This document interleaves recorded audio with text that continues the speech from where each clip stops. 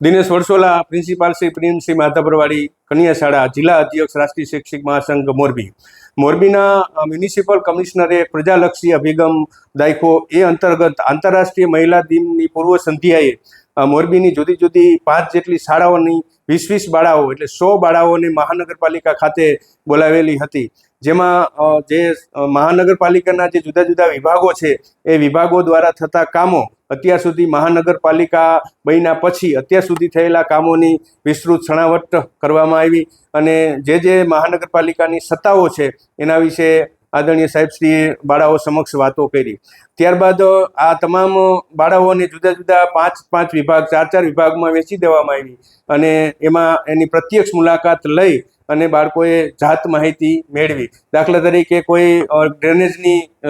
છે સમસ્યા તો એની ફરિયાદ કેવી રીતે થાય છે, એનું નિવારણ કેવી રીતે થાય છે એની માહિતી પ્રાપ્ત કરી. ટ્રાફિકની વાત આવે તો ટ્રાફિક વિભાગમાંથી વાત કરી અને અહીંયા પણ માહિતી મેળવી અને ખાસ કરીને ટેક્સ વિભાગમાં કેવી રીતે ટેક્સ કલેક્શન થાય છે અને ટેક્સ ન ભરે તો શું થાય છે એની પણ માહિતી મેળવી. એવી રીતે બધી માહિતી પ્રાપ્ત કરી અને બાળાઓ ફરી પાછી એકત્ર કરવામાં આવી અને આદરણીય કમિશનર સરે બધી જ બાળાઓ સાથે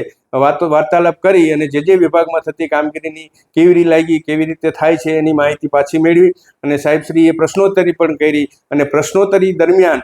ઘણી બધી બાળાઓ એવું પણ પૂછ્યું કે અમારે કમિશનર થવું હોય તો શું કરવું પડે, તો સાહેબે એવો જવાબ આપ્યો કે એના માટે અત્યારથી તમારે તૈયારી કરવી પડે, IPS GPSCની પરીક્ષાઓ આપવી પડે. એ બાદ એક બાળાએ એવો પણ પ્રશ્ન પૂછ્યો કે મોરબીમાં ફરવાના સ્થળો નથી તો એના માટે આપ શું કરશો, તો સાહેબે કીધું કે અત્યારે જો સરદાર બાગ છે એ ફરવા સ્થળ જેવો થઈ ગયો છે, સૂરજ બાગ છે એ થઈ રહ્યો છે, બાકીના બીજા ગાર્ડન છે એ થઈ રહ્યા છે અને આવતા દિવસોમાં બધું થશે એવી સુંદર બધી માહિતીઓ છે એ પૂરી પાડી. અને આખા દિવસ દરમિયાન જે બાળાઓએ સારા પ્રશ્નોત્તરી કરી, સારા જવાબ આપ્યા હતા એવી 8 બાળાઓને બીજા દિવસ માટે સિલેક્ટ કરવામાં આવી અને 8 બાળાઓને વહેલી સવારે એકત્ર કરી અને જે ક્લસ્ટરો છે એ ક્લસ્ટરની મુલાકાતે લઈ જવામાં આવી. આ રીતે આ સુંદર મજાનો આ કાર્યક્રમ ડે વિથ કમિશનરનો પ્રજાલક્ષી અભિગમ બદલ સાહેબશ્રીને ખૂબ ખૂબ ધન્યવાદ અને આભાર પ્રકટ કરીએ છીએ.